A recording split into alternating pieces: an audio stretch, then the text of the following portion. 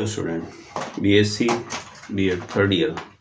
आपको मैं जो बुक पढ़ा रहा था उससे सेकंड बुक थी ऑप्टिमाइजेशन टेक्निक। इसमें मैं आपको एलपीपी से रिलेटेड क्वेश्चन थे जिन्हें मैं आपको बता रहा था। कल पिछली वीडियो में जो मैंने आपको बताया था उसमें था थ्योरेटिकल क्वेश्चन, उसको हमें कन्वर्ट करना था इक्वेशन में, फिर उसके बाद उसको सॉल्यूशन करना था। आज मैं आपको बता रहा हूँ कि अगर हमारे पास में यहाँ पर ग्रेटर और लेस दोनों से रिलेटेड अगर इक्वेशन किसी क्वेश्चन में दी हो तो फिर उन्हें किस प्रकार से सरल करेंगे, ठीक है ना। तो इससे रिलेटेड क्वेश्चन हमारे पास में दिया है उद्देश्य फलन के रूप में दे रखा है z बराबर 2x1 plus 3x2 2x1 plus 3x2, जबकि प्रतिबंध के रूप में हमारे पास में जो दे रखा है वो है x1 plus x2 less equal 4 और सेकंड इक्वेशन है 6x1 2x2 ग्रेटर इक्वल 8 और थर्ड है x1 5x2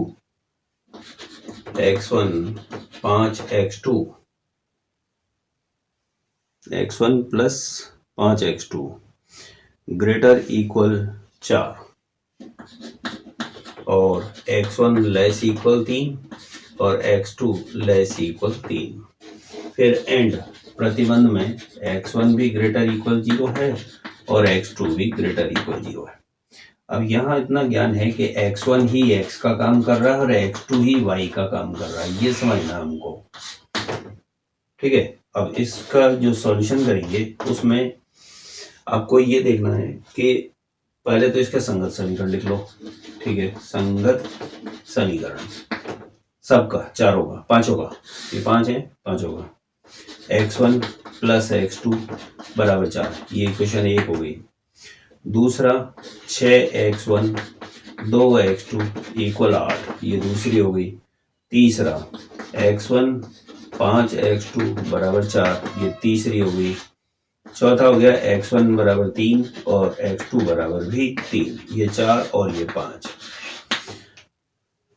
अब इनसे हम कोऑर्डिनेट निकाल दें। इधर देखिए, यहाँ तक हमने जब समीकरण नंबर 5 तक निकाल लिया, अब इसके बाद में ये देखना होगा कि इनका ग्राफ किस प्रकार बनाना है। तो ग्राफ बनाने के लिए पहले तो हमें इनकी वैल्यू चाहिएगी, ठीक है। तो उससे पहले मैं आपको एक चीज समझा देता हूँ कि इसमें ग्रेटर और लेस क्या कह रहा है। तो ग्रेटर और लेस, अब यहाँ हम कहते हैं कि फ्रॉम 0 0, अगर ओरिजिन हमारे पास में 0 0 है, यानी ये ओरिजिन है, तो ओरिजिन 0 0 होता है अगर मैंने वैल्यू पुट कर दी और लेस इक्वल पॉजिटिव टर्म आती है या ग्रेटर नेगेटिव आती है। तो यहाँ पर सॉल्यूशन जो एरिया है ना, इन दोनों कंडीशन में वो टुवर्ड ओरिजिन होगा, टुवर्ड ओरिजिन, ये टुवर्ड ओरिजिन हो जाएगा पहली पॉइंट पर। दूसरा पॉइंट, अगर 0 ग्रेटर इक्वल नेगेटिव हो, 0 लेस इक्वल आपके मतलब ग्रेटर पॉजिटिव और लेस इक्वल नेगेटिव हो, तो ये solution area upward the origin हो जाएगा, अपवर्ड ओरिजिन, ठीक है। अब ऐसी कंडीशन में टुवर्ड ओरिजिन और अपवर्ड ओरिजिन यानी ट्रू और फॉल्स की स्थिति में, तो यहाँ इन इक्वेशन से आप क्या डायरेक्ट निकाल सकते हैं। तो जैसे कि इनके द्वारा मैं वैल्यू देखूंगा, तो पहले मेरे को वैल्यू देखनी होगी। तो यहाँ तक आपके समझ में आया। अब मैं आपको वैल्यूज बताता हूँ इन पांचों इक्वेशन से। भाई इक्वेशन 1 अगर वैल्यू निकालोगे ना, तो x1 x2 क्या क्या हुआ। एक तरीका तो ये हो सकता है कि x1 अगर 0 है तो x2 बराबर 4, और अगर x2 0 है तो x1 बराबर 4, ये तो पहली इक्वेशन से हो गया।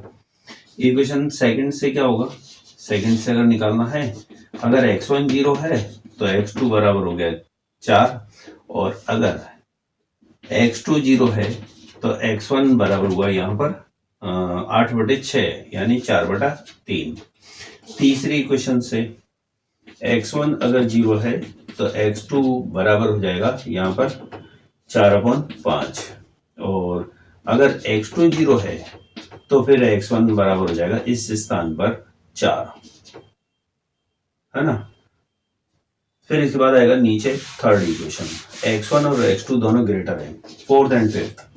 तो x1 अगर 3 है तो ये कहलाएगी आपके y अक्ष के लंबवत, y अक्ष के लंबवत कहलाएगी, ठीक है। y अक्ष के समांतर, x अक्ष के लंबवत, x अक्ष के लंबवत कह लो या y अक्ष के समांतर कह लो। पांचवी भी यही होगी, x2 बराबर 3 है जो कि y अक्ष के लंबवत होगी, y अक्ष के लंबवत हो जाएगी। अब यह ग्राफ बना के देखते हैं। अब इसमें x का पूरे में देखो मैक्सिमम मान मिनिमम मान कितना कितना है। तो इसमें आपको सारा ही पॉजिटिव दिख रहा है ना। तो इस तरह से हम ये लाइन निकल लेते हैं।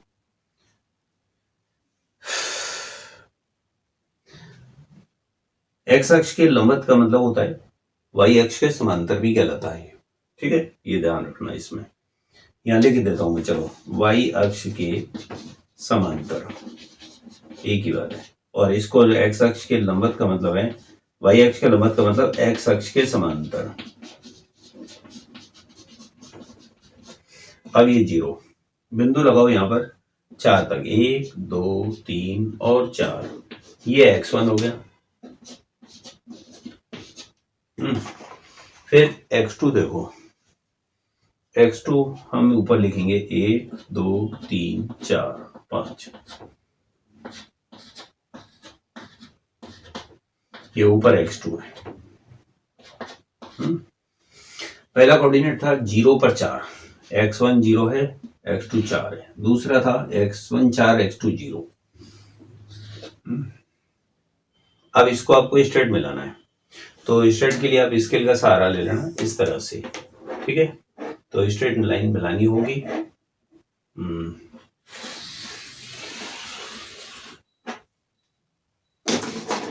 फिर देखिए ये 0 पर 4 यही बिंदु आया, और 4/3 पर 0।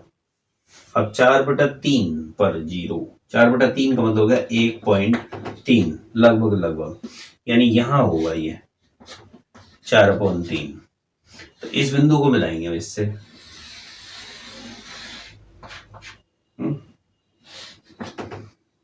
अगला बिंदु x1 0 x2 4/5 यानी 0.8 हो गया, ये 0.8 यानी यहां मिलेगा ये 4/5 इस जगह।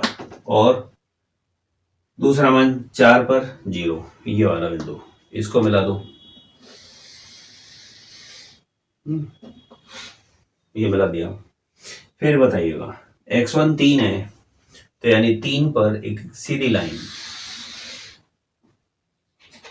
3 पर, इधर इस 3 पर सीधी लाइन। अब एरिया बताएंगे। एरिया के लिए जो सिचुएशन थी ना, उसके अकॉर्डिंग इक्वेशन नंबर 1 यानी इक्वेशन 1 4 और 5, इसका जो सॉल्यूशन एरिया बनेगा वो मूल बिंदु की ओर बनेगा, यानी ओरिजिन टू 0।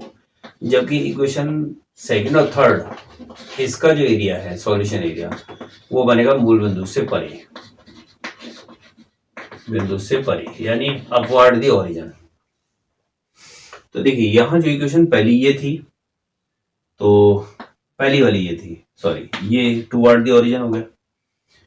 दूसरा इक्वेशन ये थी, अपवर्ड ओरिजिन हो गया। थर्ड इक्वेशन ये थी, अपवर्ड ओरिजिन हो गया। फोर्थ इक्वेशन ये थी, टुवर्ड ओरिजिन हो गया। फिफ्थ ये थी, टुवर्ड ओरिजिन हो गया। अब इस तरह से ये इनका जो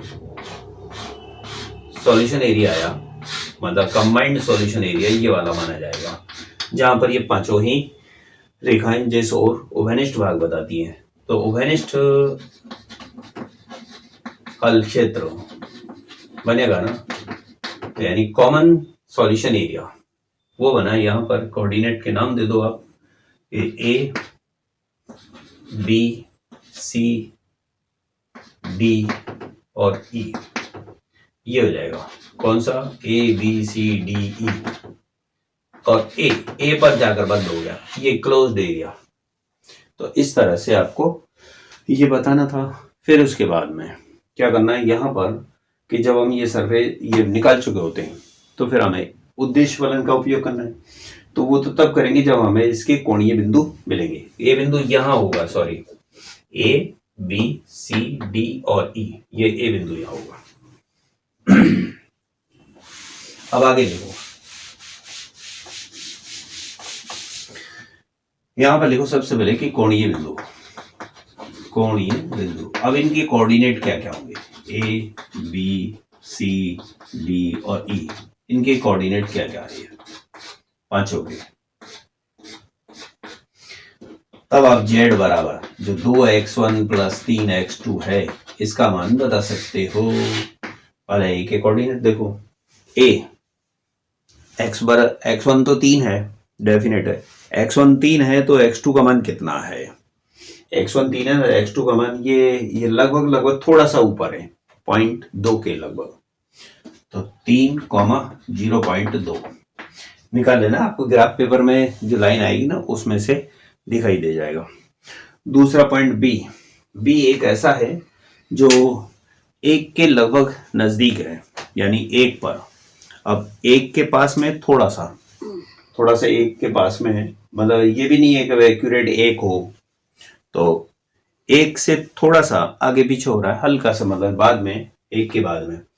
तो ये मान है 1.14 है ना, कॉमा बी का मान है यहाँ पर पॉइंट में ही 5-7, यानी ये लगभग 5-6 के आसपास है, ये बीच में है ना, तो 0.57।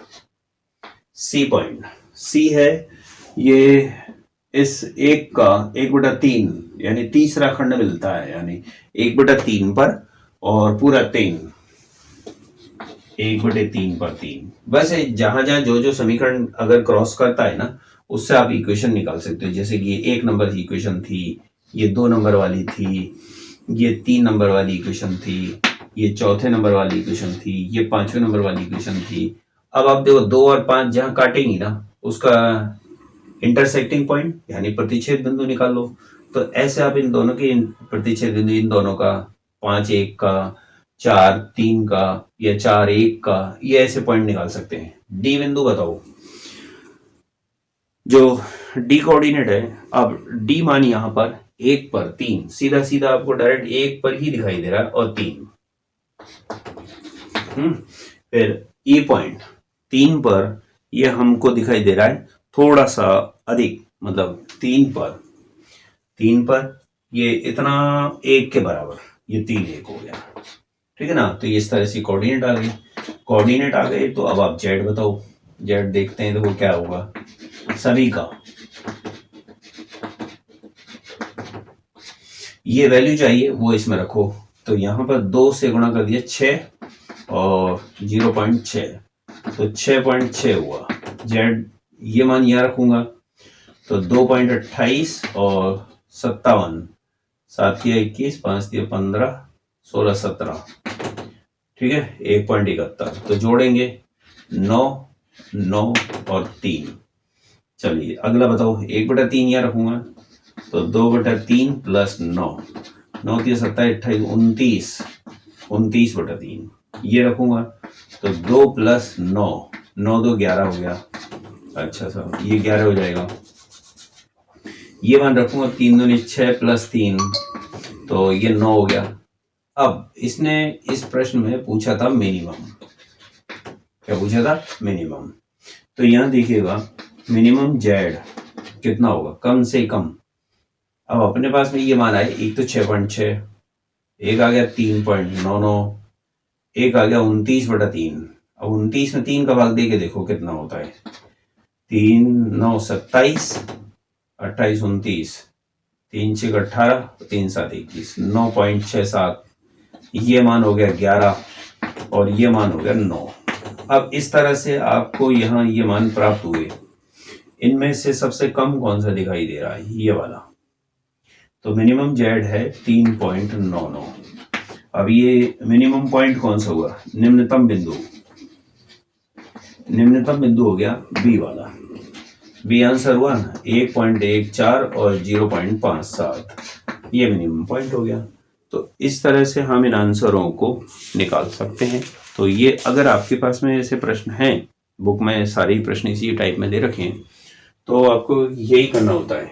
एक दो बातें ध्यान रखनी भूल, इक्वेशन से तो हम चलिए ये लाइनिंग कर लेंगे।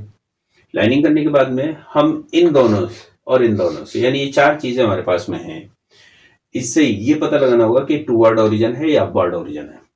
टू वर्ड ओरिजिन यानी अगर ये सेटिस्फाइड होता है तो टू वर्ड ओरिजिन, और अगर सेटिस्फाइड नहीं होता है अपवर्ड ओरिजिन। तो ये निकाल लेंगे, कंबाइंड सॉल्यूशन एरिया निकालेंगे। निकालने के बाद में फिर इनके कोणीय बिंदु, यानी ये आपके कॉर्नर निकाल लेंगे, सारे कॉर्नर के कोऑर्डिनेट निकालेंगे। इन कोऑर्डिनेटों को दिए गए मतलब उद्देश्य फलन में रखेंगे। रखने के बाद में जो क्वेश्चन कहेगा, अगर मिनिमम कहता है तो मिनिमम, और मैक्सिमम कहता है तो मैक्सिमम के नाम पर यहाँ पर 11 है ना, 11 से शायद बड़ा कोई नहीं है। अगर मैक्सिमम कहता, मैक्सिमम जेड, इस जगह की जगह मिनिमम की जगह मैक्सिमम लिखा होता, तो मैक्सिमम जेड है 11, तो मैक्सिमम पॉइंट कौन हुआ, मैक्स पॉइंट सबसे बड़ा, तो वो मैक्सिमम पॉइंट हो गया डी वाला। डी के कोऑर्डिनेट हो गए 1,3, यानी इस बिंदु पर ये अधिकतम होगा, डी पर अधिकतम होगा और बी पर न्यूनतम होगा। तो यानी इस डी पर मान सबसे ज्यादा और बी पर सबसे कम बता रहा है इस फलन का, उद्देश्य फलन का।